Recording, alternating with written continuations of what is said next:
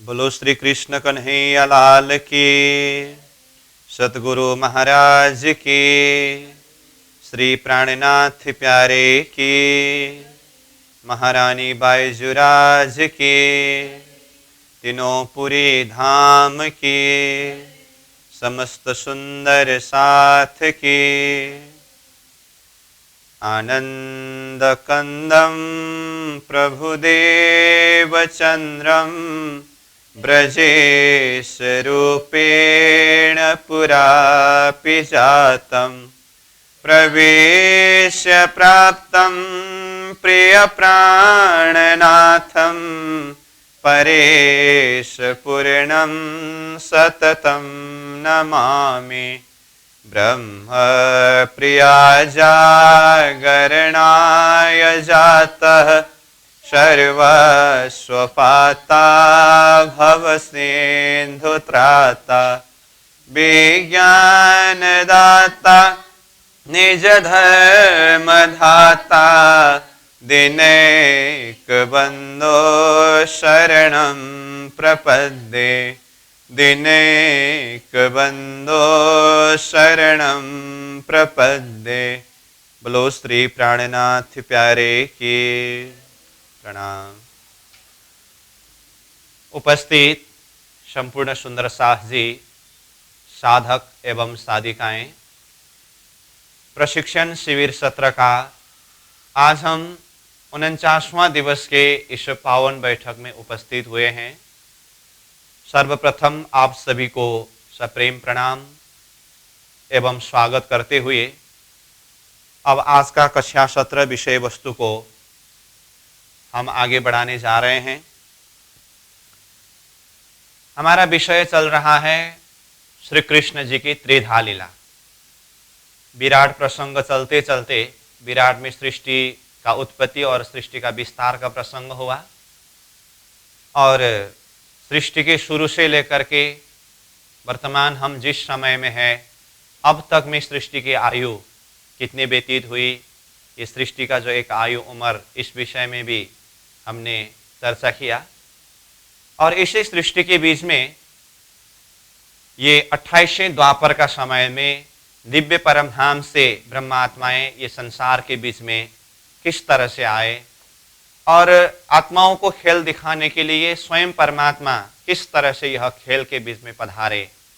तो ये प्रसंग कृष्ण लीला प्रसंग होने से श्री कृष्ण जी की त्रिधा लीला, इस विषय के अंदर हमने विषय वस्तु को प्रवेश कराया अथवा इस विषय के ऊपर हम चिंतन कर रहे हैं। त्रिधा लीला प्रसंग में अब तक हमने श्री कृष्ण जी का इस धरती में आने का कारण और आने का क्रम, यानी कि वैकुंठ धाम से भगवान विष्णु का शक्ति किस तरह से आए, गौलोकीय शक्ति यानी कि अक्षर का शक्ति किस तरह से आए और अक्षराते श्री कृष्ण जी की शक्ति किस तरह से आए, इस विषय में चर्चा किया। और साथ में श्यामा जी महारानी की शक्ति अथवा गोलोक धाम से राधा रानी की शक्ति, ये शक्ति भी यहाँ धरती में राधा रानी के रूप में अवतरण होने का प्रसंग और यहाँ धरती में ब्रजबधू के रूप में जो गोपियाँ द्वापर के समय में आए हैं, इनके अंदर परमधाम की ब्रह्मात्माओं की सुरता किस तरह से अवतरण हुए, ये प्रसंग भी हमने चर्चा किया। और साथ में उन ब्रज गोपियों के जो बेटियां हैं, जो कुंवरी, तो इनके अंदर अक्षरधाम से आए हुए अक्षर के 24,000 वृत्ति रूप सुरता भी आकर के प्रवेश हुआ, तो जिन्हें ब्रजमंडल में कुमारी का सखी नाम से जाने जाते हैं। तो इन सारे प्रसंगों के ऊपर चर्चा किया और श्री कृष्ण जी की प्राकट्य के जो खुशी की बातें दूसरे दिन सुबह सारे ब्रजमंडल में सभी ब्रजवासियों को पता चला, तो सब कोई नंद बाबा के घर में ये बधाई उत्सव मनाने के लिए उपस्थित हुए हैं। तो ये सारे प्रसंग अब तक हमने चर्चा किया। अब हमारा विषय वस्तु आगे प्रस्थान कर रहा है। जो हमने कृष्ण लीला के प्रसंग में शुरुआत में भूमिका में ही कहा था, इसको 4 खंड में विभाजन करके हम समझेंगे, जिसको 4 सूत्रवत शब्द से भी हमने परिचय दिया है। तो उसमें से पहला खंड और दूसरा खंड, आने का कारण और आने का क्रम, इस विषय में हमने चर्चा किया। तो आज का हमारा प्रसंग शुरू हो रहा है लीला क्रम के द्वारा। तो जैसे ही अक्षरातीत श्री कृष्ण, गौलोके श्री कृष्ण और वैकुंठ धाम से भगवान विष्णु का शक्ति यहां धरती में दो भुजा बाल स्वरूप के रूप में प्रकट हुए, तो साथ में परमधाम की ब्रह्मात्माओं की सुरता ब्रज बधू के रूप में आए, जिन्हें सखी के नाम से जाने जाते हैं, और कुमारी का सखी जो अक्षरधाम से आए हैं, ये भी है। अब यहां धरती की लीला में, यानी कि ब्रजमंडल की लीला में, समग्र में श्री कृष्ण जी की लीला अपने आत्माओं के साथ में अथवा ब्रजवासियों के साथ में 11 वर्ष 52 दिन तक श्री कृष्ण जी की ब्रजलीला की प्रसंग वर्णन किया है। कितना समय बताया? 11 वर्ष और 52 दिन। तो ये 11 वर्ष 52 दिन के अंदर ब्रजमंडल में क्या क्या लीला हुई, एक एक लीला क्रम तो हम कथानक प्रसंग के द्वारा श्रीमद् भागवत के माध्यम से श्रवण करते ही हैं, और ऑलरेडी हमें ये सब पता है भी। मैं बार बार बोलता आ रहा हूं, हम ये त्रिधा लीला के प्रसंग में विशेष करके उन प्रसंगों के ऊपर ज्यादा जोर दे करके चर्चा करेंगे, खुलासा करेंगे, जो तारतम्य विवेचन के माध्यम से कृष्ण की त्रिधा शक्ति के द्वारा अलग अलग त्रिधा लीला के भेद को समझाया है, खुलासा किया है। उन प्रसंगों के ऊपर ज्यादा जोर देंगे। बाकी सीधा सीधा लीला प्रसंग तो कथा के माध्यम से हमारे दिल दिमाग में है ही, वो सारी प्रसंग यहाँ बताने की कोई जरूरत नहीं है। तो इसीलिए ब्रजमंडल में समग्र में 11 वर्ष 52 दिन तक लीला हुई। अब उसमें विशेष करके अक्षरातीत श्री कृष्ण जी की लीला मुख्य रूप में है, और साथ में गौलोके श्री कृष्ण की लीला भी है, और वैकुंठ की विष्णु शक्ति की लीला भी है। तो अब कौन कौन सी लीला किस किस शक्ति के द्वारा ये 11 वर्ष 52 दिन के बीच में हुई है, इसको हम अलग करेंगे। और अक्षरातीत की लीला जो परमधाम से ही आए हुए ब्रह्मात्माओं की सुरता रूप, जो ब्रज बधू के रूप में, ब्रज के सखी के रूप में आई है, इन आत्माओं के साथ में हुई। तो परमधाम से ब्रह्मात्माएं यहां खेल में तो अवतरण हुए, और इन आत्माओं के द्वारा श्री कृष्ण जी के साथ में 11 वर्ष 52 दिन तक लीला भी हुई। अब इस लीला समय अवधि के प्रसंग को जरा सा हम चिंतन करके देखें, तो ये सारे ब्रज लीला एक अवस्था के हिसाब से देखें तो अज्ञानमय अवस्था में ही है।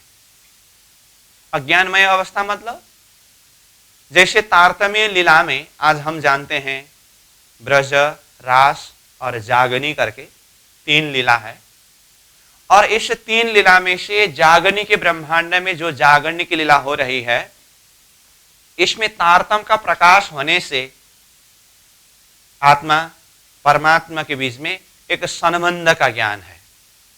परंतु ब्रजमंडल में यह तारतम्य का प्रकाश नहीं था, इसीलिए संबंध का परिचय नहीं है। तारतम्य न होने से, संबंध का परिचय न होने पर भी ये ब्रजमंडल में ब्रज बधू के रूप में, यानी कि सखी के रूप में अवतरण हुए इन आत्माओं की स्थिति कैसी है? श्री कृष्ण जी के प्रति ही आकर्षित है। मैं अब यहां पर समग्र में 11 वर्ष 52 दिन के अंदर ये परमधाम से आई हुई आत्माएं और श्री कृष्ण जी के बीच के जो संबंध में जो लीला हुई है, उसका सारांश भाव के प्रसंगों को जरा से यहां पर प्रकाशित करने जा रहा हूं। तो मैंने क्या कहा? परमधाम से जैसे ही आत्माएं ब्रजमंडल में आए, ब्रज बधू के रूप में, सखी के रूप में, तारतम्य न होने से परमधाम का संबंध का ज्ञान नहीं है। तो संबंध का ज्ञान न होने पर भी ये सारे आत्माएं श्री कृष्ण जी के प्रति ही आकर्षित है। इसलिए ब्रज लीला के प्रसंगों को देखें ना, जो ब्रज बधुएं ये सखियां हैं ना, कुछ कुछ बहाने बना बना करके श्री कृष्ण जी से मिलने के लिए जाते हैं और उनका दर्शन करते हैं, उनके साथ में मीठी मीठी बातें करते हैं। अब घर से निकलने के लिए बहाना क्या क्या बनाते हैं, जैसे जल भरने के लिए जमुना जी में जाते हैं, तो जल भरने के लिए जाने की बहाने घर से निकलते हैं और रास्ता में श्री कृष्ण जी से मिलते हैं। उनका दर्शन करते समय अंदर से एक आनंद अनुभव होता है, उनके साथ में बातें करते हैं। ठीक, अब धीरे धीरे फिर ये ब्रजमंडल में विशेष करके ये गौ पालन, स्वयं श्री कृष्ण जी गौ चराने के लिए जाने की लीला प्रसंग वर्णन आता है ना, तो इतने सारे गौएं हैं, तो यहाँ पर ये गौ की दूध, दही, माखन ये बेचने के लिए मथुरा में चले जाते हैं। तो ये सखियां गोकुल से दही माखन बेचने के लिए मथुरा जाने के बहाने निकलते हैं, तो उस समय अभी श्री कृष्ण जी से मिलते हैं और बातें करते हैं और अलौकिक लीला करते हैं। कहने का अर्थ एक प्रकार का खिंचाव, एक प्रकार का आकर्षण श्री कृष्ण जी के प्रति ही इन सारे आत्माओं की है। ऐसा क्यों हुआ? एक तरफ कहा ब्रजमंडल में तारतम्य न होने से संबंध का परिचय नहीं है, तो दूसरी तरफ फिर प्रसंग ऐसा आया कि श्री कृष्ण जी की तरफ ही आत्माओं का आकर्षण, खिंचाव, और चलते चलते यहां तक कि जब श्री कृष्ण वृंदावन में गौ बछड़े चराने के लिए जाने लगे, श्री कृष्ण जी थोड़े बड़े होने के बाद, तो उस समय में यहां ब्रजमंडल में ये ब्रज बधू जो सखियां है ना, इन सखियों के विषय में स्वयं प्राणनाथ जी ने वाणी के माध्यम से क्या कहा, इधर सखियां रो रो करके दिन व्यतीत करती थी। जारे बछड़ा लई बन पधारे प्यारे रोवंता दिन जाए। जब गौ बछड़े लेकर के श्री कृष्ण जी वन पधारते थे, वृंदावन चले जाते थे, इधर ब्रजमंडल में सखियां रो रो करके दिन गुजारती थी। अब यहां पर भी ये रुदन कैसे रुदन है, इसको भी विचार करना होता है। ये रुदन अंतरात्मा की रुदन है, हृदय का तड़प है। वैसे भी विचार करें, ये जो सखियां हैं ब्रजमंडल के बधू है। अब विचार करें, एक बधू दिन भर किसी को कोई कारण पता नहीं है, लेकिन रो रो करके दिन गुजारती हो, तो आंख से अश्रुधारा बहा बहा करके बाह्य चेहरा के द्वारा ही ये रुदन को दिखा करके रोना, क्या ये संभव है? एक बधू कहने के बाद उसके ऊपर कितने जनों का नजर है, कितने मर्यादा है। और महत्वपूर्ण बात यह है, परम धाम से ब्रह्मात्माएं खेल देखने के लिए आए ब्रजमंडल में, तो सारे के सारे आत्माओं को ब्रज बधू के रूप में ही क्यों उतारा गया, यह भी विचारणीय बात है। इसका कारण यही है कि परम धाम से हम आत्माओं ने जब खेल देखने के लिए मांग किया, तो कैसा खेल देखने के लिए मांग किया? वियोग का खेल। तो अब वियोग मतलब अपने प्रियतम, अपने परमात्मा से अलग होकर के वो विरह का खेल का अनुभव करना है। तो यहां संसार में परमात्मा से अलग करा करके वो विरह का अनुभव कराने के लिए आत्माओं को कहां पर अवतरण कराया गया? ब्रज बधू के अंदर। क्यों? क्योंकि एक व्यवहार में सब कोई होते हैं, सास ससुर, पति पत्नी, पुत्र पुत्री, भाई बहन, सब रिलेशन है, होते हुए भी एक बहू के ऊपर जितनी मर्यादा है, जितना एक संसार का बंधन है, वो परिवार के अन्य सदस्य के ऊपर नहीं होता है। तो इसीलिए परमधाम की आत्माओं ने खेल देखने की इच्छा प्रकट की, दुख का खेल, वियोग का खेल।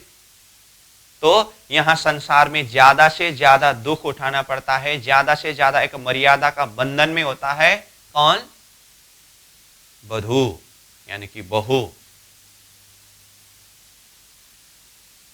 इसीलिए परमधाम से आत्माओं को खेल में उतारा तो सारे के सारे ब्रजवधू के अंदर उतारा। इसीलिए इन ब्रजवधू रूपी सखी के ऊपर इतने सारे लोगों के नजर है, सारी मर्यादाओं को तोड़ करके सीधा सीधा श्री कृष्ण जी से मिलने के लिए जाना, बातें करना, यह संभव नहीं है। इसीलिए छुप छुप करके जाते हैं। जैसे कहा ना, जल भरने की बहाने, दही माखन बेचने के लिए जाने की बहाने। और समय भी कैसा समय? श्री कृष्ण जी गौ बछड़े चराने के लिए वृंदावन जाते हैं, आते हैं, ये बीच का समय। ऐसे समय में निकलते हैं और बीच रास्ता में मिल करके कुछ आनंद लेकर के आते हैं।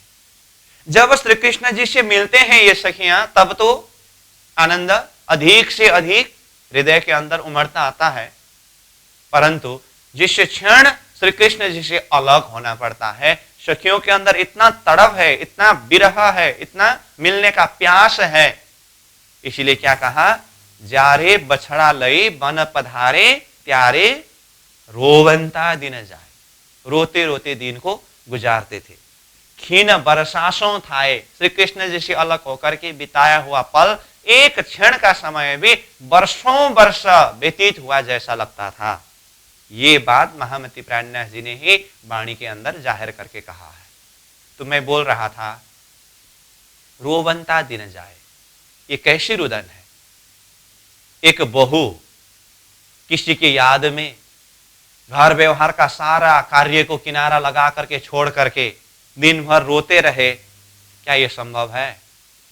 इसलिए बाहर से व्यवहार में कोई भी फर्क नहीं है, जैसा का तैसा व्यवहार निभाने में सब बिल्कुल हो रहा है। लेकिन अंतर हृदय का एक विरह, अंतर हृदय की वेदना, अंतर हृदय की जो तड़प है ना, ये रुदन है। बाहर चेहरा से मालूम ही नहीं पड़ रहा है, आंख में एक बूंद अश्रु नहीं है, अंतर हृदय का तड़प है। अब यहां पर हम विचार करें, एक तरफ तो कहा ब्रजमंडल में तारतम्य न होने से संबंध का पहचान ही नहीं था, और दूसरी तरफ कहा श्री कृष्ण जी के प्रति इतना अधिक प्रेम, इतना अधिक प्रेम कि श्री कृष्ण जी के बिना ये सखियां रह ही नहीं सकते थे। इसीलिए जब श्री कृष्ण जी से अलग होना पड़ता था तो उस समय में रो रो करके दिन गुजारते थे। तो ये फिर कैसे संभव हुआ? और ये सखियां जो कुछ भी करते थे ना, सब कुछ श्री कृष्ण जी के लिए। जैसे ब्रजमंडल में बहुत सारे गौएं हैं और गौ को खिलाने के लिए तो घास तो काटना पड़ेगा, तो ये सखियां घास काटने के लिए जाती थी। तो घास काटते हुए भी इन सखियों का भाव श्री कृष्ण जी के साथ में ही जुड़ा रहता था। कैसे? अब श्री कृष्ण जी थोड़े थोड़े दिन प्रतिदिन बड़े होने लगे ना। 11 वर्ष 52 दिन के अंदर श्री कृष्ण जी की लीला में से दही माखन चोरी लीला बहुत ही आनंददायी और चर्चित लीला है, ये तो हम जानते ही हैं। तो ये सखियां घास काटती थी, वो भी श्री कृष्ण जी के लिए करके कहा। तो क्या श्री कृष्ण घास खाते थे? ऐसी बात नहीं, गलत मत समझना, मैं बात को समझाने के लिए बोल रहा हूं। तो घास के साथ में श्री कृष्ण जी का संबंध क्या है? तो इसको देखिए, जैसे सखियां घास काट रहे हैं ना, घास काटते हुए सखियों का भाव क्या है? ये हम घास काट रहे हैं ये घास गौ खाएगी। जब गौ ये घास खाएगी तो गौ दूध देगी, वो दूध हम निकालेंगे और वो दूध को हम दही बनाएंगे, माखन बनाएंगे, और ये दही माखन किसको भोग लगाएंगे? श्री कृष्ण जी को भोग लगाएंगे। तो देखिए, तो काट रही है घास और इसके अंदर भाव क्या है? श्री कृष्ण जी को दही और माखन भोग लगाना। समझ में आई बात? तो इस तरह से ये तो मैंने थोड़ा सा एक नमूना रूप बताया। जो कुछ भी करते हैं सखियां, सारे के सारे श्री कृष्ण जी के लिए। अब प्रश्न यही है, जब संबंध का परिचय नहीं है, फिर सब कुछ करते हैं श्री कृष्ण जी के लिए, और श्री कृष्ण जी से मिलते समय इतना अधिक आनंद, श्री कृष्ण जी से थोड़े से समय भी अलग होना पड़े तो इतना अधिक विरह, और क्षण भर का समय भी वर्षों वर्ष जैसा लगना, ये कैसे संभव हुआ? तो इस जगह में वाणी के शब्द के आधार पर अगर कहूं तो जो मैंने कल भी बताया था, परंतु ये सब विषय को जोड़ करके आज फिर से बता रहा हूं। संबंध का ज्ञान न होने पर भी सखियां श्री कृष्ण जी के प्रति ही इतना कुर्बान है, समर्पित है, इतना भाव है, ये कैसे संभव हुआ? ये है अंकुर के माध्यम से। इसको कहते हैं अंकुर के बल से करके। अंकुर मतलब वो सखियों के अंदर, यानी कि वो ब्रज गोपियों के अंदर जो आत्मा है ना, वो सुरता है ना, वो कहां की सुरता है? परमधाम की सुरता है, परमधाम की आत्मा है। इसलिए वो परमधाम की आत्मा होने से वो अंदर की जो अंकुर है ना, वो ऑटोमेटिक काम कर रहा है। ज्ञान नहीं है, शुद्धि नहीं है, पहचान नहीं है, लेकिन अंतर आत्मा जो है वो श्री कृष्ण जी के प्रति ही आकर्षित है, वो अंतर आत्मा की अंकुर है। परंतु समझ के हिसाब से देखें तो संबंध का पहचान कुछ नहीं है। इसीलिए वाणी में प्रेरणा जी ने 11 वर्ष 52 दिन तक की ब्रज लीला को, अवस्था को देखते हुए घोर नींद अवस्था शब्द प्रयोग किया है, अथवा इसको पूरी नींद शब्द प्रयोग किया है।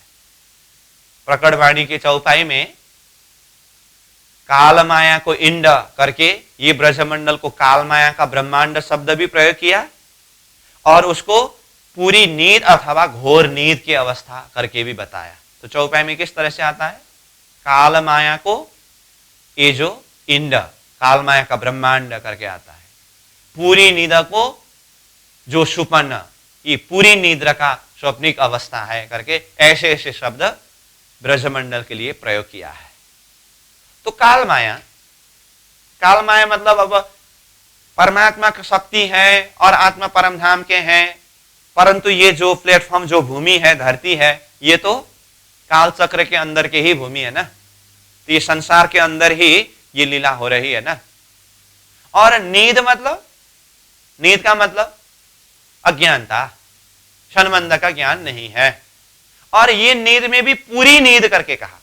तो पूरी नींद का अर्थ क्या है? एक तो परमधाम का संबंध का ज्ञान नहीं है, और दूसरी तरफ संसार का मर्यादा भी नहीं छूटा है। ब्रज की अवस्था किस अर्थ में पूरी नींद, मैं वो बता रहा हूं। परमधाम का संबंध का ज्ञान भी नहीं है, संसार भी नहीं छूटा है। संसार का मर्यादा है ना, ये पूरा मर्यादा का बंधन है। इसीलिए ब्रज लीला अथवा ये 11 वर्ष 52 दिन की लीला को पूरी नींद अथवा घोर नींद शब्द प्रयोग किया है। रास को स्वप्ना करके कहा। वो स्वप्ना किस अर्थ में है वो हम रास के प्रसंग में ही चर्चा करेंगे, परंतु अभी हम ब्रजमंडल की लीला प्रसंग में समग्र सार रूप में बात कर रहे हैं। तो पूरी नींद का अर्थ बताया, परमधाम का संबंध का ज्ञान भी नहीं है और संसार का मर्यादा भी नहीं छूटा है, परंतु अंकुर के बल पर श्री कृष्ण जी के प्रति पूरा समर्पित है, पूरा कुर्बान है। तो इस तरह से ये सखियों के अंकुर के द्वारा श्री कृष्ण जी के प्रति आकर्षित होकर के ये आनंदमय लीला ब्रजमंडल के अंदर चलती रही। तो ये लीला प्रसंग में वाणी में प्राणनाथ जी ने रास ग्रंथ में चौथा प्रकरण प्रेम सेवा वाले प्रकट की थी, ये प्रकरण के अंदर ब्रज लीला के कुछ सार भाव के ऊपर चिंतन कराया है।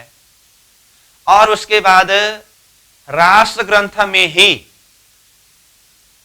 जब प्रसंग रासलीला चलते चलते बीच में श्री कृष्ण जी अंतर्धान होने का प्रसंग आया और अंतर्धान के समय में सखियां विरह करते करते रासमंडल के अंदर ही ब्रजमंडल की लीला अनुकरण करने लगे, तो रास में वो अनुकरण लीला प्रसंग वर्णन किया है तो ये अनुकरण लीला हो रही है रासमंडल में, परंतु सारी की सारी लीला ब्रजमंडल की लीला अनुकरण किया है। इसलिए उस लीला को जहां पर वर्णन किया है यहां से भी हमें मालूम पड़ता है कि ब्रजमंडल के अंदर क्या क्या लीला हुई।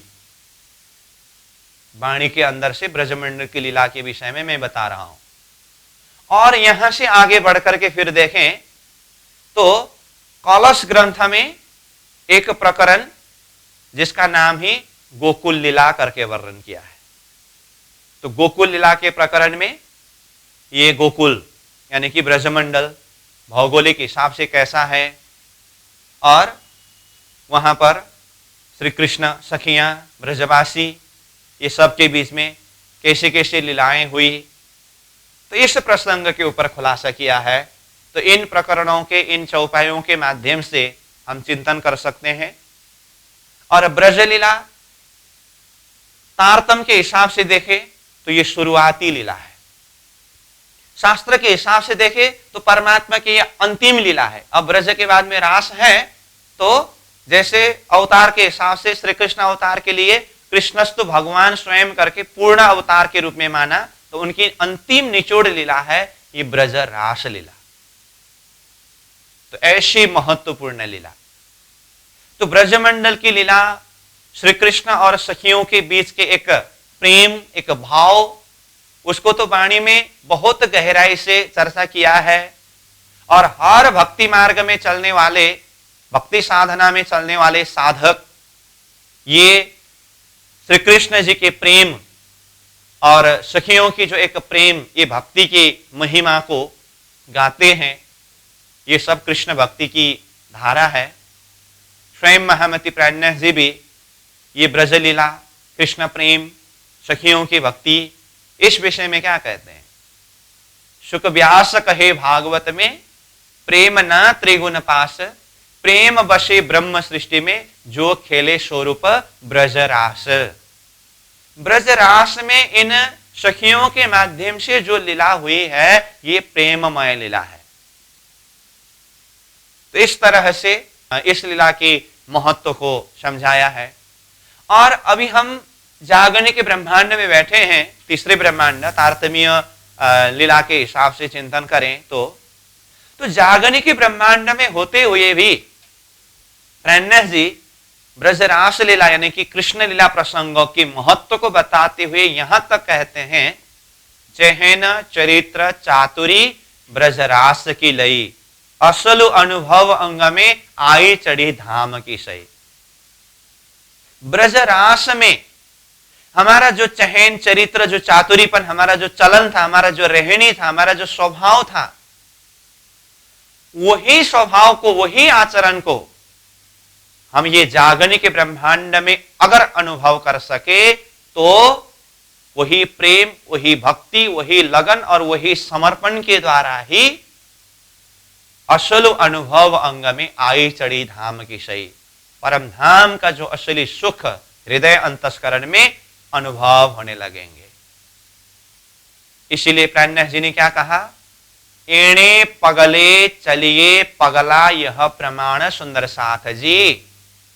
ब्रजमंडल में हम आत्माओं ने जिस मार्ग में चला है अथवा ब्रज से रास में जाते समय जिस मार्ग के द्वारा हम गए हैं ये पगला ये मार्ग उसी मार्ग में चलना है।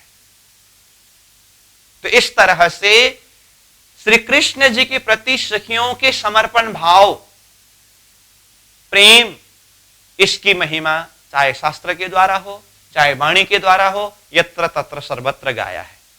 तो ये समग्र में 11 वर्ष 52 दिन के अंदर की लीला प्रसंग में सखियां किस तरह से श्री कृष्ण जी के प्रति आकर्षित थे।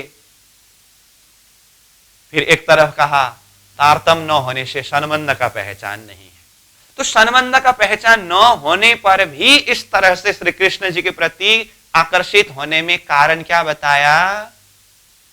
अंकुर के बल पर। अंकुर परमधाम का है ना, इसलिए प्राणनाथ जी वो परमधाम की आत्माओं के लक्षण कलश ग्रंथ में सुहागिन का लक्षण कहते हुए क्या कहते हैं?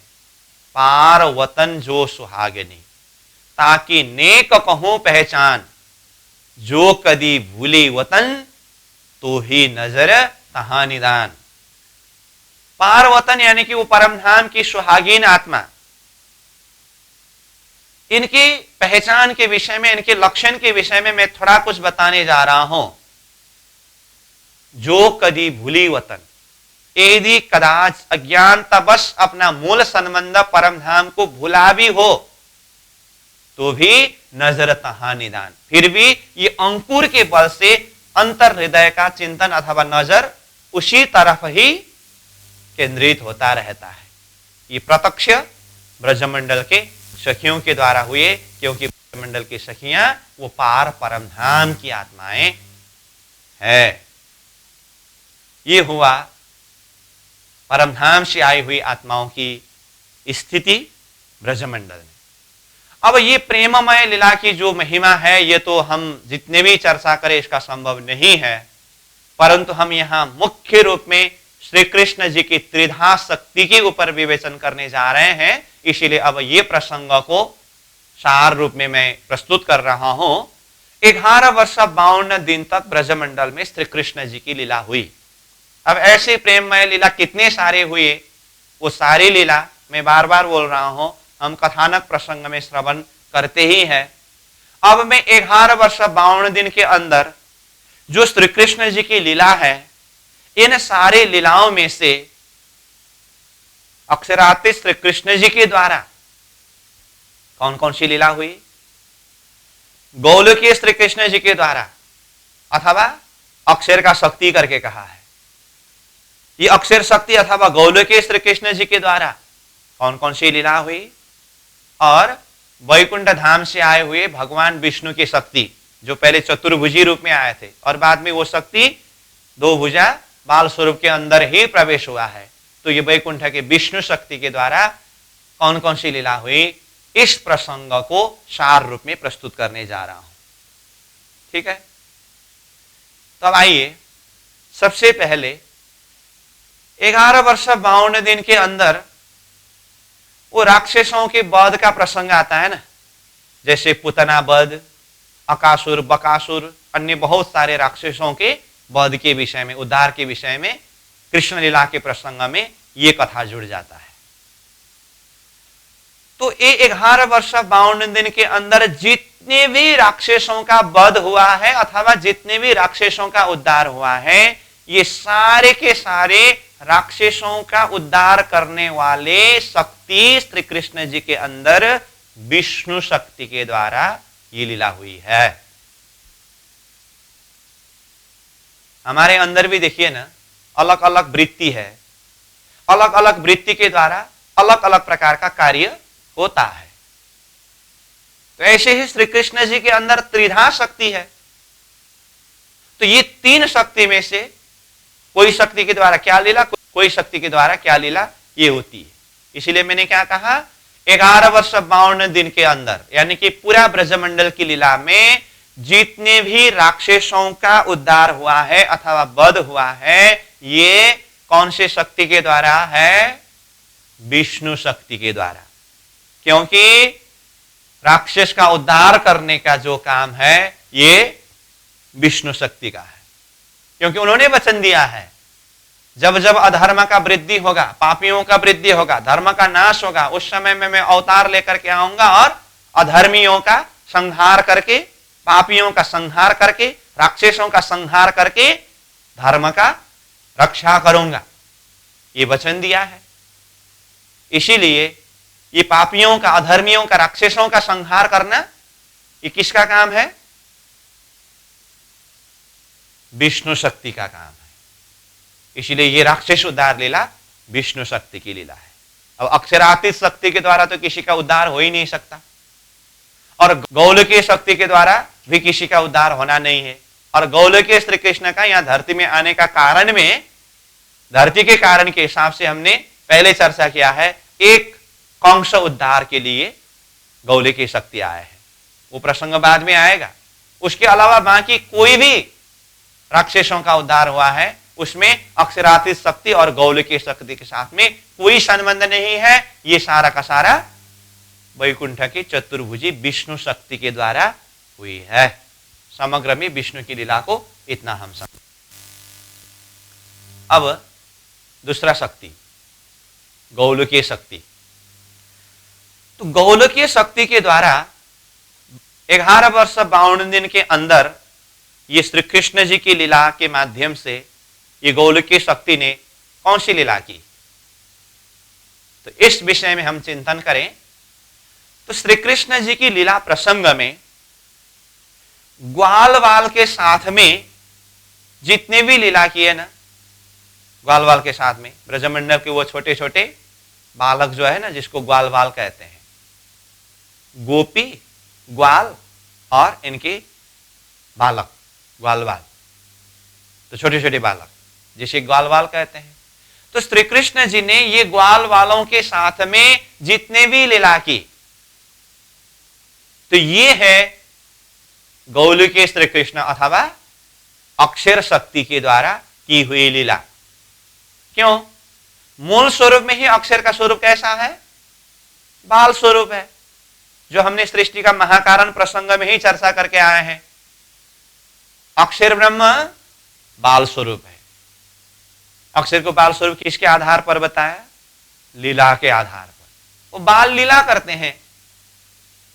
तो अक्षर वृत्ति जब जागृत में अपने स्वतः प्रकृति की लीला में ही बाल लीला करते हैं, तो यहां संसार में आकर के भी, श्री कृष्ण रूप में आकर के भी उन्होंने कैसी लीला की? ग्वाल वालों के साथ में बाल लीला ही की। तो ग्वाल वालों के साथ में ये जो बाल लीला की है, ये शक्ति गौलकीय शक्ति अथवा अक्षर शक्ति की लीला है। इस तरह से हम समझें। अब अक्षर शक्ति की और एक महत्वपूर्ण लीला है जो मैं बाद में बताऊंगा, लेकिन उससे पहले अक्षरातीत की लीला प्रसंगों को मैं बताऊंगा। तो अक्षरातीत श्री कृष्ण जी की शक्ति के द्वारा 11 वर्ष 52 दिन के बीच में क्या क्या लीला हुई, तो इस प्रसंग में हम चिंतन करें तो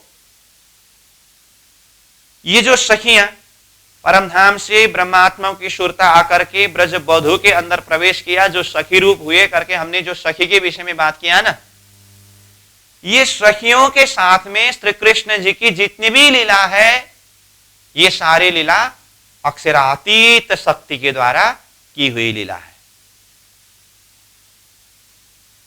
और उसमें दही माखन चोरी लीला प्रसंग जुड़ जाता है। श्री कृष्ण जी की लीला में सब लीला एक से एक महत्वपूर्ण है, परंतु उसमें से सबको आनंद देने वाली लीला दही माखन चोरी लीला है ना। तो ये दही माखन चोरी करने की लीला करने वाले जो शक्ति है, ये कौन सी शक्ति है? अक्षरातीत की शक्ति है। और मजे की बात, श्री कृष्ण जी ने ये दही माखन चोरी लीला क्यों की, ये भी विचारणीय बात है। दही माखन चोरी करने का वास्तविक अर्थ क्या है, ये भी चिंतनीय बात है। देखिए, नंद बाबा और यशोदा मैया के एकमात्र लाला श्री कृष्ण, तो नंद बाबा के घर में के गौ नहीं थे। श्री कृष्ण जी के नामकरण संस्कार के प्रसंग में तो कथा में तो यही बताया जाता है ना, गौशाला में ले जाकर के नामकरण संस्कार किया करके। इसका मतलब गौशाला तो था ही, तो गौए तो थे, तो गौए थे तो दूध तो जरूर देते थे। इतने सारे दूध दही माखन नंद बाबा के घर में ही उत्पादन होता था, तो क्या यशोदा मैया इतने निर्दयी थे कि श्री कृष्ण को दही माखन खाने नहीं देते थे, इसीलिए श्री कृष्ण जी को सारा ब्रजमंडल में दूसरों के घर घर में जाकर के दही माखन चुरा चुरा करके खाना पड़ता था। क्या है बात?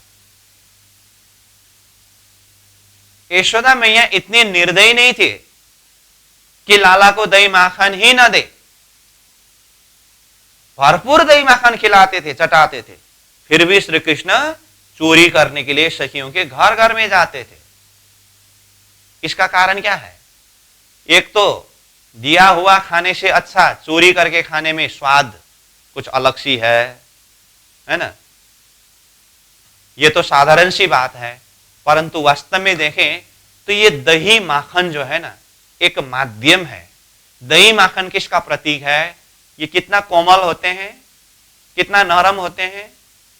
हाँ, दही जैसे कोमल, नरम, पवित्र, माखन जैसे कोमल, नरम आत्माओं की हृदय को चुराते थे अथवा अपनी तरफ आकर्षित करते थे श्री कृष्ण, क्योंकि वो जगत के मालिक परमात्मा है।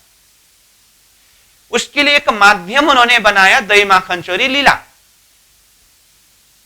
तो ये दही माखन चोरी करने वाले जो शक्ति है, ये अक्षरातीत शक्ति है। और सखियों के साथ में जो भी लीला हुई है, ये अक्षरातीत शक्ति की लीला है।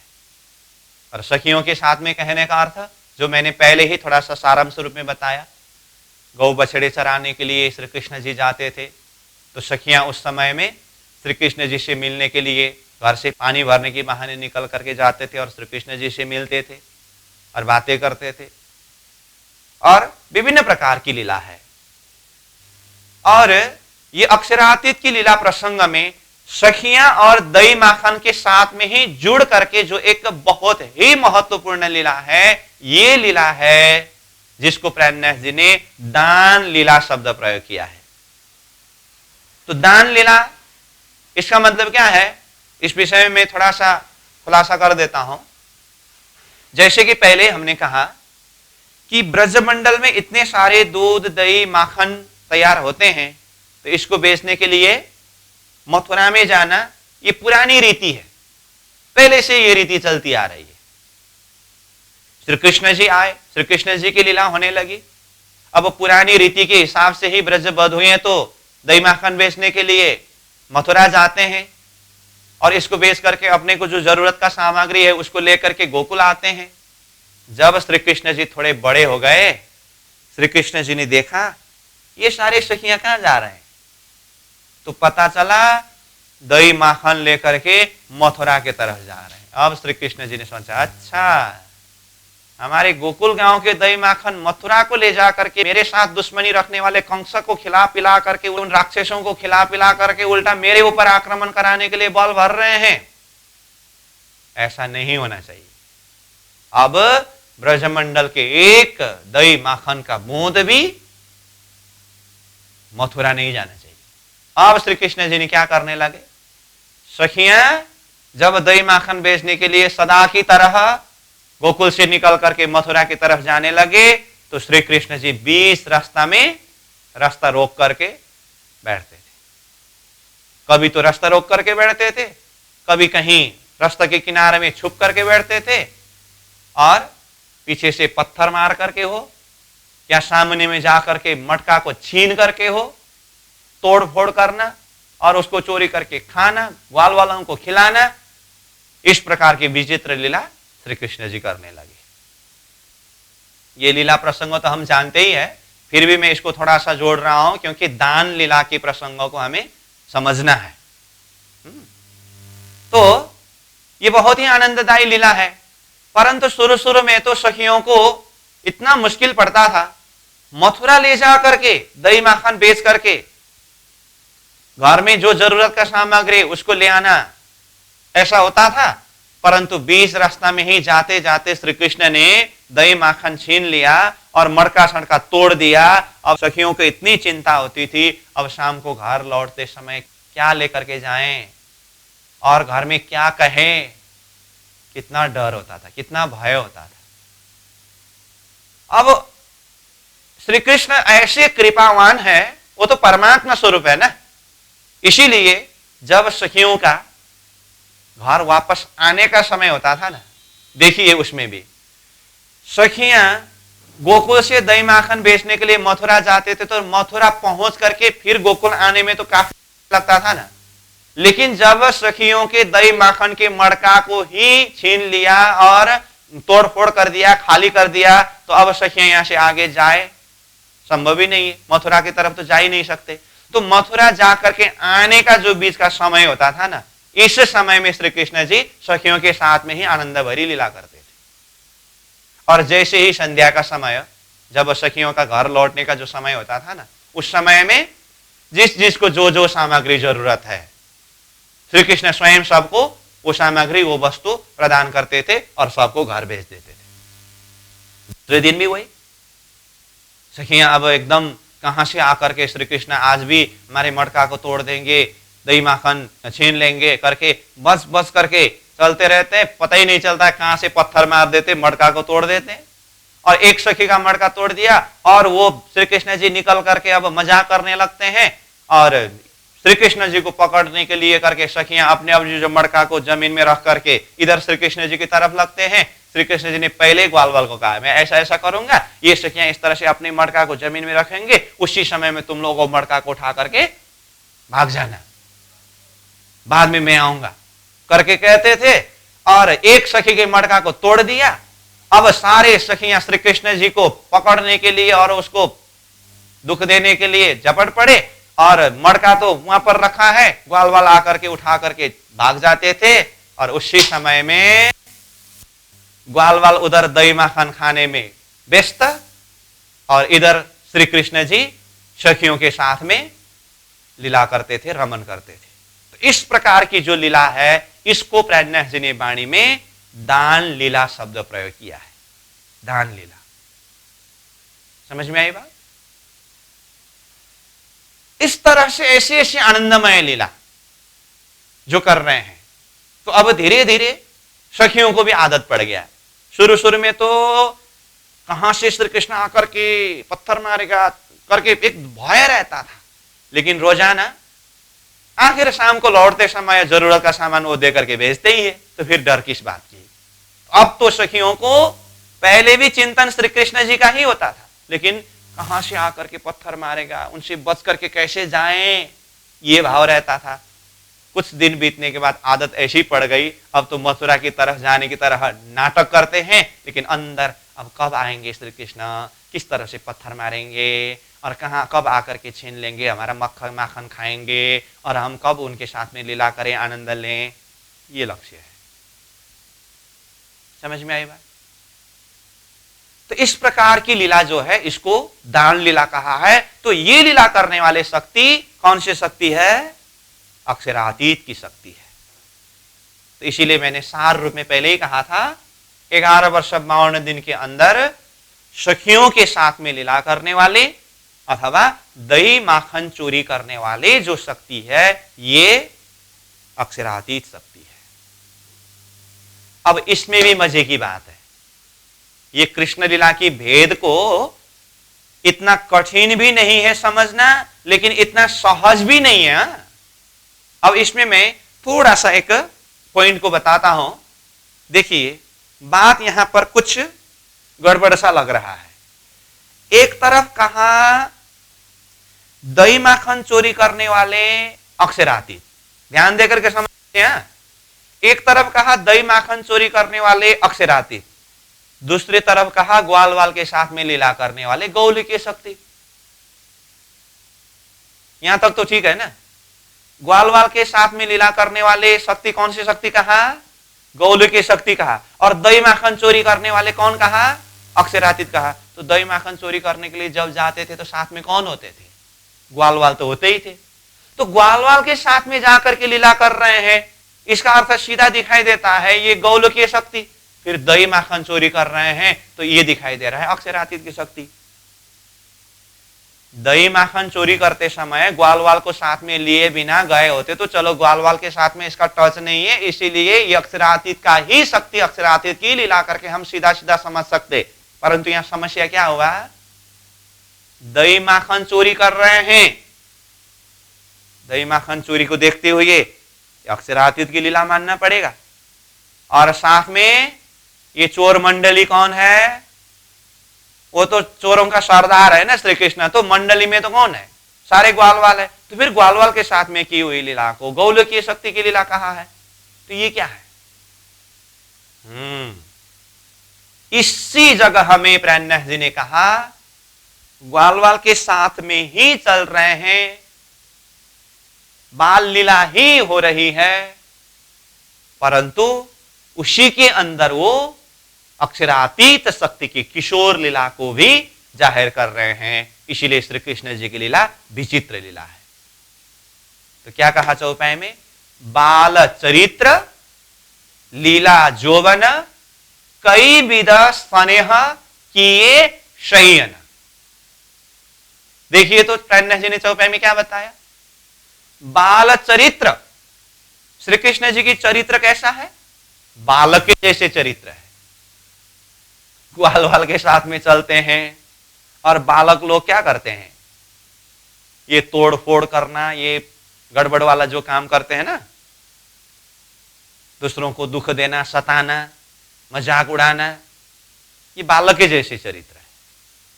तो श्री कृष्ण जी के चरित्र बालक के जैसे हैं। गौली की शक्ति के द्वारा भी ये लीला हो रही है, लेकिन यही बालक के जैसे चरित्र के अंदर ही खास करके श्री कृष्ण जी कौन सी लीला कर रहे हैं? लीला जोवन। तो जोवन लीला मतलब किशोर लीला। तो ये किशोर लीला किसके द्वारा हुई है? अक्षरातीत के द्वारा हुई है। इसलिए यहां पर बाल चरित्र लीला जोवन ये शब्द प्रयोग किया ना, तो ग्वाल वालों के साथ में ही है, दौड़ते भागते खेलते हैं, चरित्र बालक की तरह है, लेकिन उसी बीच में लीला जोवन अक्षरातीत की लीला है, किशोर लीला है। तो इस तरह से ये भेद, ये रहस्य को जानना होगा। तो कुल मिलाकर के मैंने पहले इसीलिए कहा था, दही माखन चोरी करने वाले और सखियों के साथ में ये प्रेममय आनंदमय लीला करने वाले, ये अक्षरातीत की लीला है। अब उसमें एक प्रसंग है जो मैंने पहले कहा, गौलोकीय श्री कृष्ण जी की एक मुख्य लीला है जो बाद में बताऊंगा करके कहा था। उसके लिए अब सुनिए, ये जो दान लीला के प्रसंगों को हमने अभी चर्चा किया ना, सखियां घर घर से दही माखन लेकर के निकलते हैं और मथुरा की तरफ जाते हैं। तो उस समय में बीच में श्री कृष्ण जी ये दही माखन की मड़का फोड़ देना और चोरी करके खाना, ग्वाल वाल को खिलाना, ये सब तो है। तो इसी लीला प्रसंग में क्या है, ये ब्रज बधुएं ये तो गोकुल से मथुरा में दही माखन बेचने के लिए जाते ही हैं।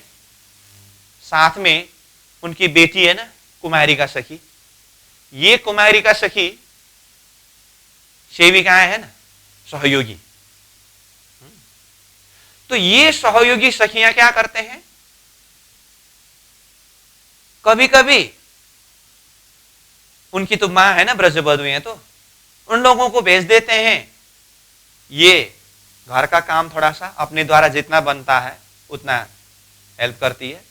और ये रीति ही ऐसा है ब्रजवासियों के कि दही माखन बेचने के लिए मथुरा जाना पड़ेगा।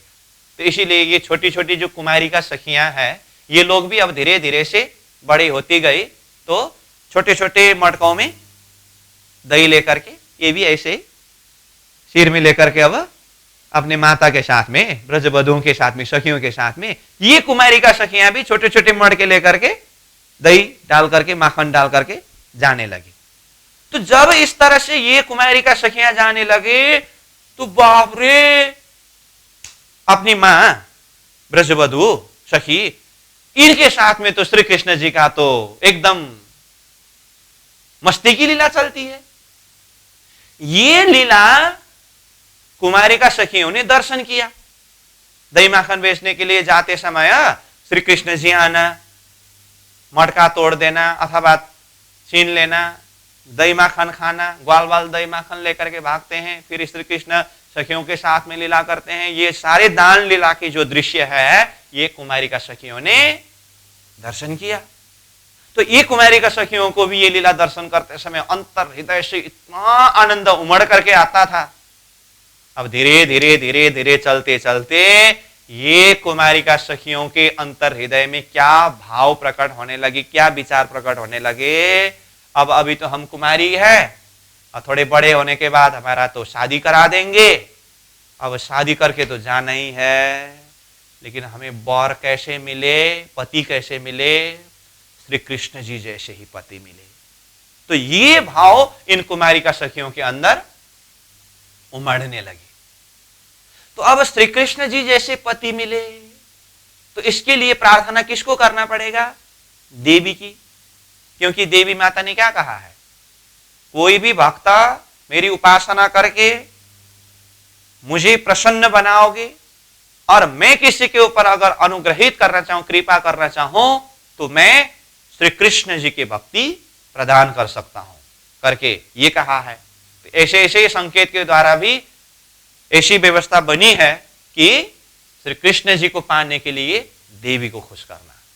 तो ये कुमारी का सखी कात्यायनी देवी का व्रत करने लगे और व्रत करके कात्यायनी देवी को क्या प्रार्थना करने लगी ये कुमारी का सखी, हे देवी माता, अब धीरे धीरे से हम बड़ी हो रहे हैं और इससे भी थोड़े बड़े होने के बाद हमारा जब शादी करने का जब समय होगा ना, हमें श्री कृष्ण जी जैसे ही वर मिले, आप कृपा करके श्री कृष्ण जी जैसे ही वर दिला देना करके देवी को इस तरह से प्रार्थना करते थे।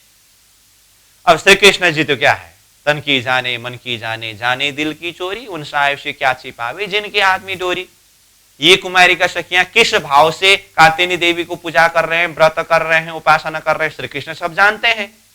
तो श्री कृष्ण जी ने विचार किया, ये कुमारी का सखियां 24-24 हजार है और सब प्रार्थना कर रहे हैं श्री कृष्ण जैसे ही पति मिले, मेरे जैसे तो दुनिया में कोई है ही नहीं, सिंगल पीस है, अब क्या करें। तो श्री कृष्ण जी ने विचार किया, सच में ये सखियां मेरे प्रति इतना समर्पित है, इतना कुर्बान है, मुझे से इतना प्रेम करते हैं, सच में इनकी प्रार्थना, इनकी भावना अंतर हृदय की ही प्रार्थना है, चलो परीक्षा करके देखता हूं मैं करके श्री कृष्ण जी ने इन कुमारी का सखियों की परीक्षा करने के लिए ठान लिया। तो परीक्षा कैसे करे, तो चीर हरण का यानी कि वस्त्र हरण का प्रसंग जो हम कथा सुनते हैं ना, ये है परीक्षा। अब इसमें देखिए सीधा सीधा हिसाब से देखते समय तो श्री कृष्ण जी ने गोपियों का वस्त्र हरण किया, इतना ही कथा सुनाते हैं। परंतु अब यहां पर अभी तक जो मैंने एक प्रसंग बताया, अब इसके बीच में ये चीर हरण यानी कि वस्त्र हरण लीला प्रसंगों को मैं थोड़ा सा खुलासा करने जा रहा हूं। तो यहां तारतम्य दृष्टि के माध्यम से इस बात को खुलासा किया है कि ये श्री कृष्ण जी की लीला में वस्त्र हरण लीला जो है ये गौलोकीय श्री कृष्ण जी के द्वारा इन कुमारी का सखियों की वस्त्र हरण हुई है। तो मैंने पहले कहा था ना, ग्वाल वाल के साथ में लीला करने वाले शक्ति श्री कृष्ण जी की गौलोकीय शक्ति है करके कहा। फिर कहा था और एक महत्वपूर्ण लीला है गौलोकीय शक्ति की लीला जो मैं बाद में बताऊंगा करके कहा। और अक्षरातीत की लीला की तरफ दही माखन चोरी करने वाले और सखियों के साथ में लीला करने वाले शक्ति अक्षरातीत की शक्ति करके कहा। और दान लीला के प्रसंगों को जोड़ दिया। और अभी मैं जो बोल रहा हूं ना, इसी प्रसंग के लिए मैंने पहले बोला था गौलोकीय श्री कृष्ण की लीला को हम आगे चर्चा करेंगे करके, यही प्रसंग है। कहने का अर्थ ये जो वस्त्र हरण लीला जो है ना, ये गौलोकीय श्री कृष्ण जी की शक्ति के द्वारा कुमारी का सखियों के वस्त्र हरण हुआ है।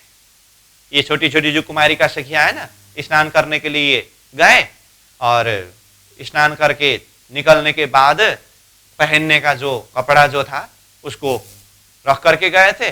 सखियां अंदर स्नान कर रहे थे तो श्री कृष्ण जी ने सारे कपड़ा को उठा करके ले गए, कदम के वृक्ष के ऊपर बैठ करके वो तो मजाक करने लगे। ये कुमारी का सखियां अब स्नान करके निकले और कपड़ा पहनने के लिए कपड़ा देखा तो जहां पर रखा वहां है नहीं, इधर उधर देखा, इधर उधर देखा, कहीं मिला नहीं।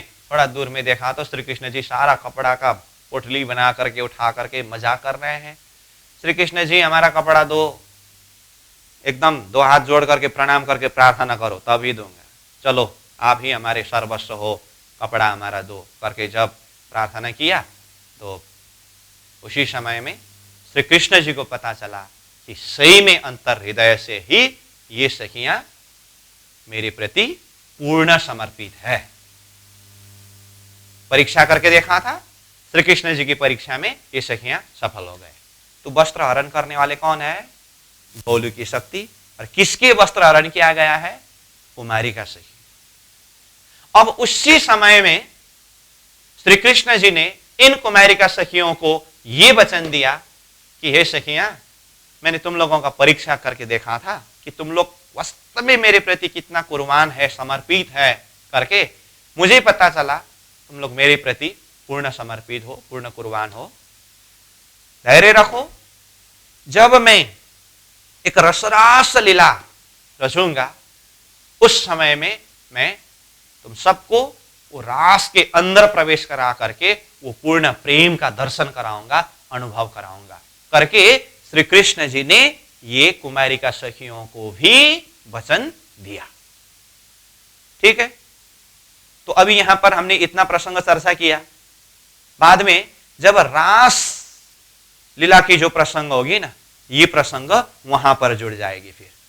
तो इस तरह से जो श्री कृष्ण जी ने वचन दिया, तो ये ब्रजलीला चल रही है अभी। तो जब रास का वक्त होगा ना, तो बंशी बजने पर सखियां जिस तरह से दौड़ेगी, साथ में ये कुमारी का सखियां भी रास मंडल में जाकर के वो रास का सुख अनुभव करेंगे, जो रास के प्रसंग में हम चर्चा करेंगे। ठीक है यहां तक। तो कुल मिलाकर के बात क्या हुई, अब मैं सार रूप में बता रहा हूं। 11 वर्ष 52 दिन के अंदर जितने भी राक्षसों का उद्धार हुआ, ये विष्णु शक्ति के द्वारा, और ग्वालवाल के साथ में श्री कृष्ण जी के द्वारा जितनी भी बाल लीला हुई है, ये गौल की शक्ति के द्वारा, और ये जो वस्त्र हरण लीला प्रसंग है, ये कुमारी का सखियों के वस्त्र गौल की शक्ति के द्वारा हरण लीला हुई है, तो ये गौल की शक्ति की लीला है। और अक्षरातीत की लीला में दही माखन चोरी लीला, और सखियों के साथ में जो प्रेम भरी आनंद भरी लीला, ये अक्षरातीत की लीला है। तो समग्र में 11 वर्ष 52 दिन के अंदर तीनों शक्ति के द्वारा अपने अपने हिसाब से ये लीला हुई है। त्रिधा भेद के प्रसंग में हम इतने आंकड़ी को समझे तो हो जाएगा। और बाकी एक एक लीला क्रम तो मैं बार बार बोल ही रहा हूं, वो कथानक प्रसंग तो जो सुना है कृष्ण लीला में वही सही है। लेकिन यह कौन कौन सी शक्ति के द्वारा क्या क्या लीला हुई उसका विवेचन नहीं हो पाता है ना, इसीलिए तारतम इसका विवेचन कर रहा है। ये विवेचन न होने से ही राक्षस मारने वाला कृष्ण भी वही, दही माखन चोरी करने वाला भी वही, ग्वालवाल के साथ में लीला करने वाले भी वही, वस्त्र हरण करने वाले भी वही, दान लीला करने वाले भी वही, खिचड़ी हो रहा है ना। तो तारतम इसको कौन कौन सी शक्ति के द्वारा क्या क्या लीला हुई है इसको विभाजन करते हैं। ठीक, अब इसमें हमने पहले ही एक उदाहरण के माध्यम से ये तीनों शक्ति के महत्व के विषय में बात किया था। मोमबत्ती का प्रकाश, ट्यूबलाइट का प्रकाश और सूर्य का प्रकाश, तीनों शक्ति की अपनी अपनी लीला होने पर भी 11 वर्ष 52 दिन के अंदर मुख्य रूप में एकदम चर्चित लीला कौन सी शक्ति का है? अक्षरातीत शक्ति का है। सूर्य उदय होने के बाद तो जिधर देखे उधर सूर्य का ही प्रकाश है ना। तो अक्षरातीत की लीला ऐसी महत्वपूर्ण है। सारे ब्रजवासी वो अक्षरातीत के ही प्रेम में ही मदमस्त है, ओतप्रोत है उसमें भी। और सखियों के विषय में तो कहना ही क्या है। ऐसी आनंदमय लीला, ऐसी मदमस्त होकर के सखियां उस लीला में झूम रही है। 11 वर्ष का समय व्यतीत हुआ। 11 वर्ष 52 दिन में से मैंने कितना समय बोला? 11 वर्ष का समय व्यतीत हुआ। देखा मूल मिला वाला स्वरूप ने, बाप रे बाप रे बाप रे, मेरी सखियां वियोग का खेल देखने के लिए गई थी। मस्त होकर के वियोग क्या है, दुख क्या है, ये तो कोई शुद्धि बुद्धि नहीं है। हाँ, वियोग ही नहीं हुआ ऐसी बात नहीं है, हुआ। श्री कृष्ण जी गौ बछड़े चराने के लिए जाते थे तो सखियां रुदन करते थे करके कहा ना, वो विरह क्या विरह। शाम को श्री कृष्ण जी आते थे, मिलते थे, वो विरह भी चला जाता था, फिर आनंद ही आनंद होता था। इसलिए जिस गहराई की जो विरह का अनुभव कराने की बात थी वो तो सखियों को पता ही नहीं है, मस्त होकर के खेल रहे हैं, झूम रहे हैं। अब मूल स्वरूप ने विचार किया ऐसा नहीं चलेगा, सखियों को विरह का अनुभव तो कराना ही होगा, तो अब कुछ उसके लिए माध्यम तो बनाना पड़ेगा। तो समय व्यतीत हुआ 11 वर्ष का। सखियां श्री कृष्ण जी के प्रेम में पागल है, मस्त है, विरह चीज क्या है पता ही नहीं है।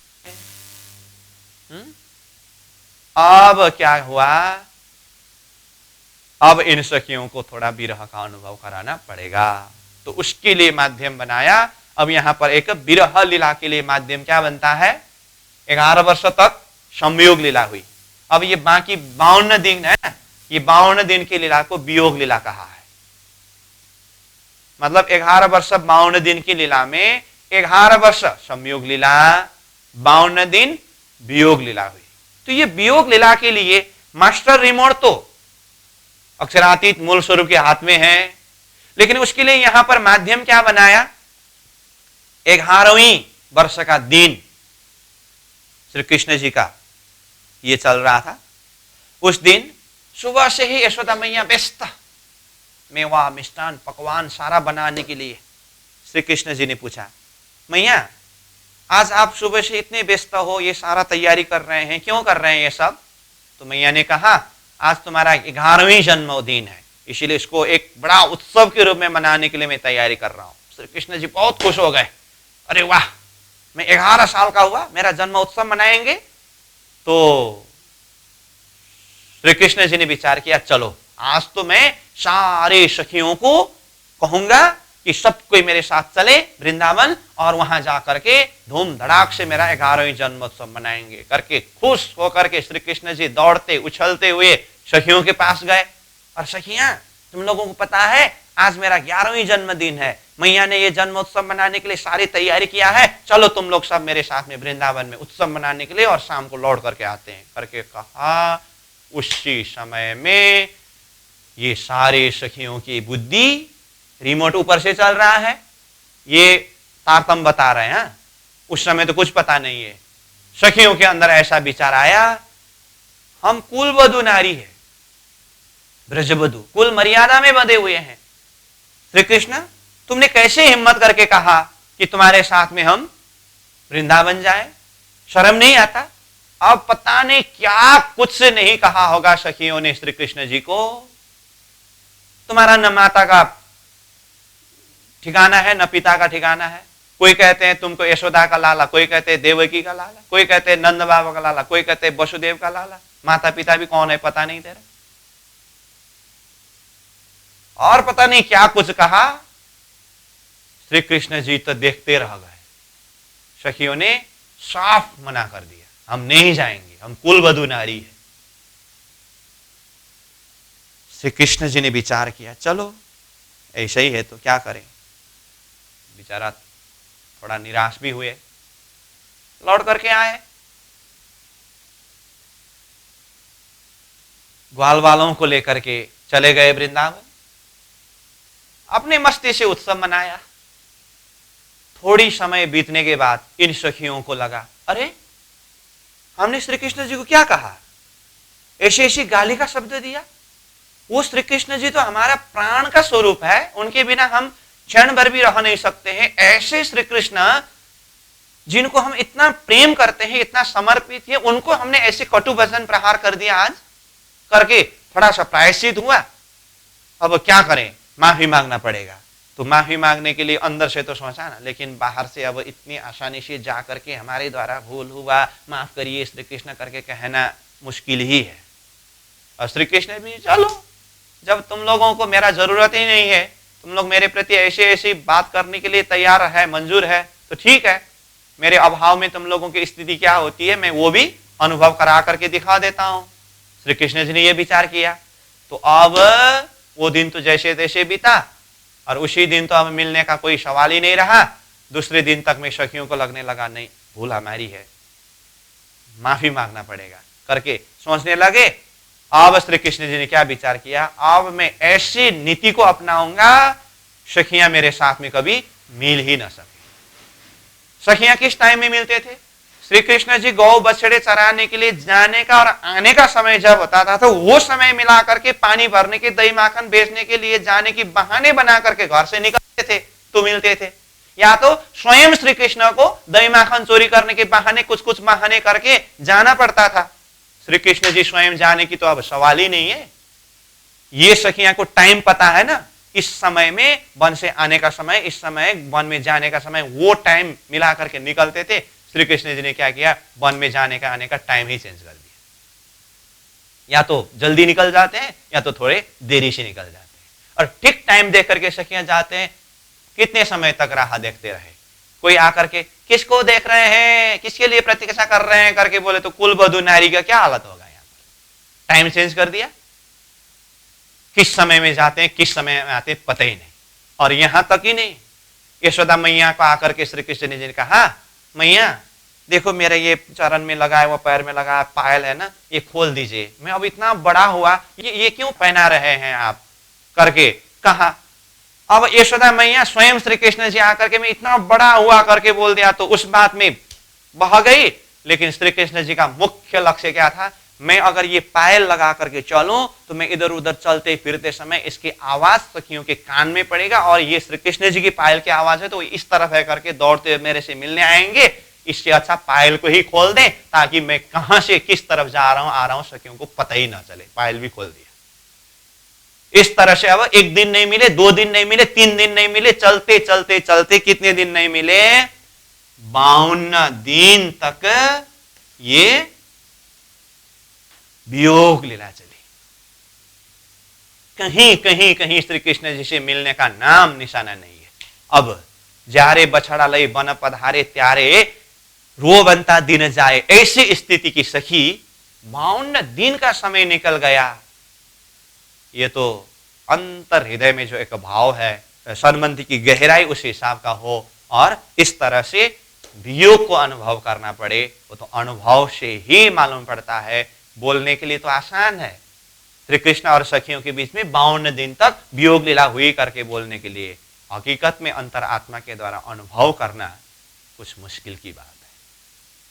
तो इस तरह से सखियां तड़प तड़प करके, रो रो करके, बिलख बिलख करके समय व्यतीत होता जा रहा है।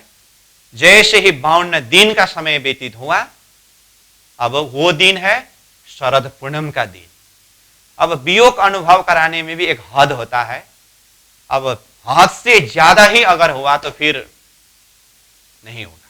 इसीलिए अब ये 11 वर्ष संयोग लीला, 52 दिन की वियोग लीला के पश्चात अब शरद पूनम के संध्या के समय में फिर श्री कृष्ण जी बंसी बजा करके सारी आत्माओं को एकत्रित करके रसरास के माध्यम से सबको आनंद प्रदान करते हैं। ये प्रसंग हम कल चर्चा करेंगे। तो आज का समय पूरा हो चुका है। तो आज का प्रसंग में हमने समग्र में लीला क्रम में 11 वर्ष 52 दिन की लीला, उसमें विष्णु शक्ति की लीला, गौलकी शक्ति की लीला और अक्षरातीत शक्ति की लीला, कौन कौन सी लीला है, ये शक्ति के हिसाब से लीला भेद का प्रसंग, और कुछ अक्षरातीत शक्ति और सखियों के बीच के प्रेम भरी लीला की बातें, और इसमें संबंध का पहचान नहीं है परंतु अंकुर के द्वारा श्री कृष्ण में ही आकर्षित है, ये भाव के ऊपर चर्चा किया।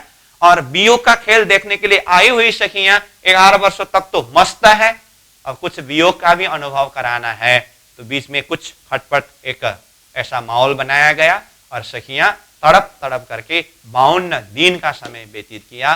तो ये संयोग लीला और वियोग लीला के प्रसंग के ऊपर चिंतन किया, और आगे रासलीला की तरफ प्रस्थान का प्रसंग दूसरी बैठक में हम चर्चा करेंगे। अभी के लिए यहीं पर विश्राम। पूर्णमद पूर्णमिदं पूर्णात् पूर्णमुदच्यते पूर्णस्य पूर्णमादाय पूर्णमेवावशिष्यते। प्रणाम।